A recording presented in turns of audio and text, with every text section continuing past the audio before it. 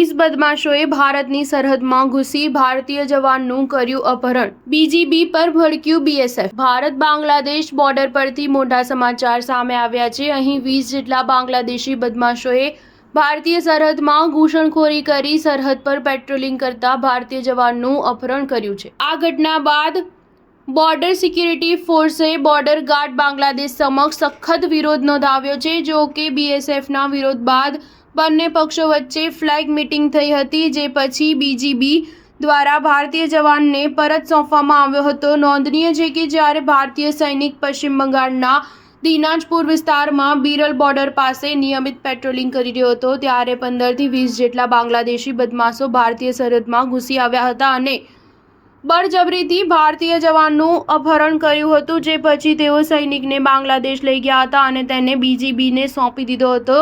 બીએસએફે આ અંગે એક નિવેદન જાહેર કરતા કહ્યું કે આ ખતરનાક ઘટનાને લઈને બીએસએફના ઇન્સ્પેક્ટર જનરલ ઉત્તર બંગાળ ફ્રન્ટિયરે તરત જ બીજીબીના ઉત્તર પશ્ચિમ ઝોનના કમાન્ડરનો સંપર્ક કર્યો અને અપહરણ કરાયેલા જવાનને તાત્કાલિક મુક્ત કરવાની માંગ કરી હતી। બીએસએફે આ તોફાની કૃત્યની નિંદા કરી છે અને બાંગ્લાદેશના બદમાશોની કાર્યવાહી સામે ઔપચારિક વિરોધ નોંધાવ્યો છે। નિવેદનમાં બીએસએફે કહ્યું કે બીએસએફ સરહદ પર શાંતિપૂર્ણ સંબંધો જાળવવાને મહત્વ આપે છે અને બીજીબીને અપીલ કરે છે કે તેના નાગરિકોને આવી ગેરકાનૂની પ્રવૃત્તિઓથી દૂર રહેવા સૂચના આપે। બીએસએફ સરહદ પર ઝીરો ફાયરિંગની તેની નીતિ માટે પ્રતિબદ્ધ છે અને તમામની સુરક્ષા સુનિશ્ચિત કરવા બીજીબી પાસેથી સહયોગ માંગે છે। સ્ટાર ન્યૂઝ 7 હંમેશા સચ્ચાઈની સાથે।